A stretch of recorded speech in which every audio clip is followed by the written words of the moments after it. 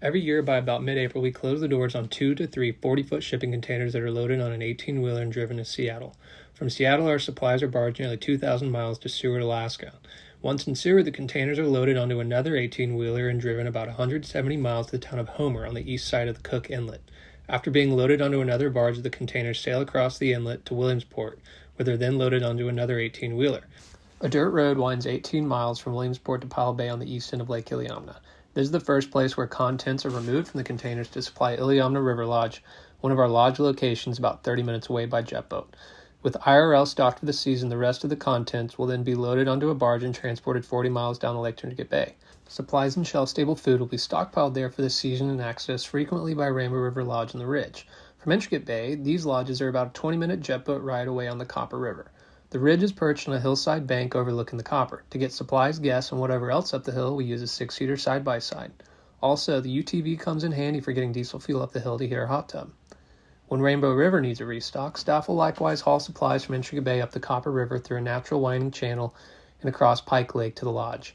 After unloading at Intricate Bay, the barge continues another 25 miles across the lake to the native village of Iliamna. This will be the container itself's last stop.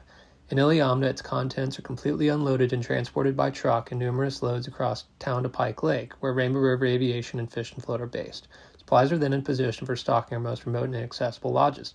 This stage of the supply chain relies entirely on float planes.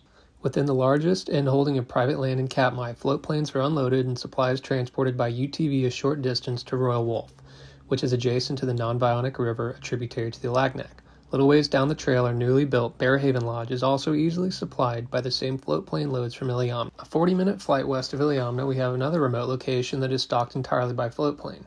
Alaskan Remote Adventures is located on the Mulchatna River, a tributary to the Nushagak. Departing Pike Lake to another location, we have a 20-minute flight to the Rock on private land adjacent to Lower Tulare Creek. Here we have a 4-guest outpost with prime access to an iconic trophy trout stream. Going even further remote, Fish and Float outfits DIY and guided float trips on countless rivers in the Lake Iliamna and Katmai regions. The tents, rafts, and gear our guests rely on are dropped on site to supply each week-long adventure. 135 miles west of Iliamna, the western frontier of the Bristol Bay watershed is accessed by Fish and Float West out of Dillingham. Fish and Float West is the latest exploratory branch of our float trip operation and offers a whole new catalog of remote rivers for our guests to experience. This is Wild on Alaska, and this is the supply chain that makes our operations go round.